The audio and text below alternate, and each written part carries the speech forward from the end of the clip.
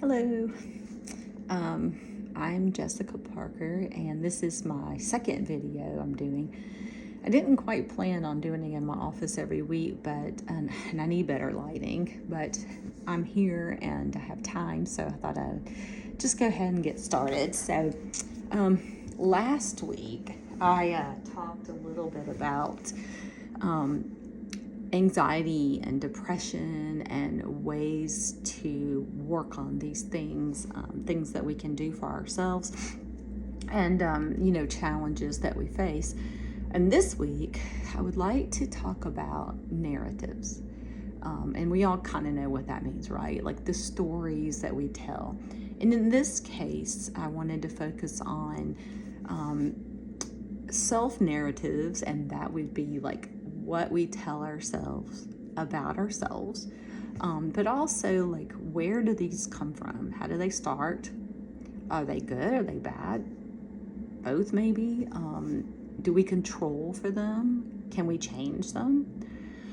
And so one of the things I want to point out is that my belief is, at least, that most self-narratives come from early in life. Okay, so we have a position in our family. You may be the firstborn, the baby. You may be the artist, the intellectual, whatever the case may be, the athlete, the wild child, but as we're coming up, we seem to and rightfully so, we're children, we're paying attention to our family members, our parents mainly, and we accept those narratives, and we try to work within the framework of the narratives of who we are, what character, what role do I play, and then a lot of times what happens is we get older and we experience life as adults and adult relationships, and we go, I don't know, like this narrative, it doesn't quite fit me anymore, or part of it's just not there anymore. It's not real. And how does this affect my life? The thing about it is, how it could affect our lives is if we're still living up to this idea of who we're telling ourselves we are, rather than living our lives as the person we are, or who we want to be even, we can come into a lot of conflict. Sometimes it's relationships with others. A lot of people might feel betrayed. Like, why are you not being the you I know? You've changed.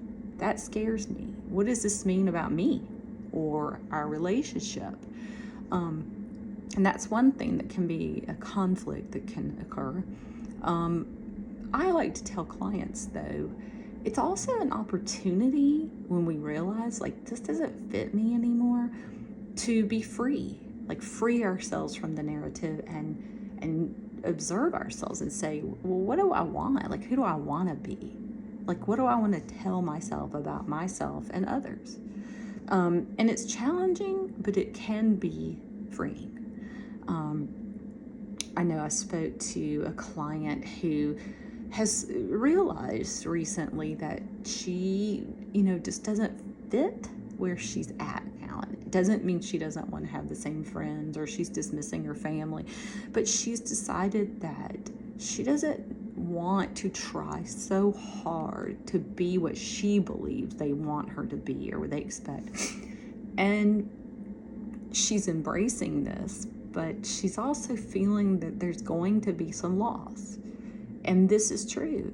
There can be loss, because when we realize that the relationships we had in our past aren't fitting the new narrative or who we believe we are now in reality, sometimes we have to let go of those relationships, or we have to redefine them in a way.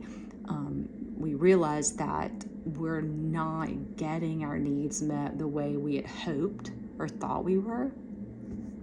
And now, one of the things I told a client about that, sometimes, not that there's a fault necessarily, but sometimes we do this to ourselves, right? We say, these are the friends I want to be close to, and these are the people, I want to believe the best about people. And certainly we see this all the time. We see it in politics even. We see it in, families. We see it in intimate partnerships. And so we can be, I guess, dismissive of things we see that maybe might be red flags or things that we're not happy about. Because let's face it, it disrupts our lives to have to accept that. It could be a really big inconvenience rather, to have to say, this doesn't feel good anymore. This doesn't suit my needs. Now what do I do? Where do we go now? Now what? I try to tell people it doesn't require you to just rid yourself of all relationships you've had or, change everything about your life. Although, for most of us, that is a possibility. It's available to some. But it does sort of require us to make observations and to act deliberately, to make those decisions with intention. And that takes courage. It does. It takes courage to say, this is who I am. I'm okay with it. I'm happy about it. I like me.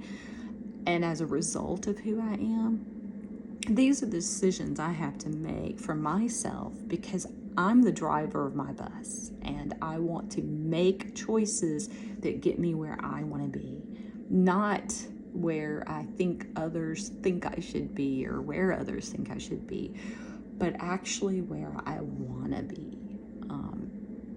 And I think that's okay, but having courage doesn't mean I'm not afraid, of course. It means that I am acting in a place of fear.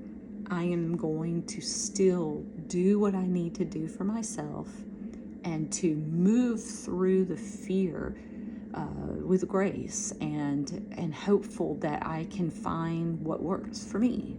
And try to do as least damage as I can do when it comes to others and relationships with others.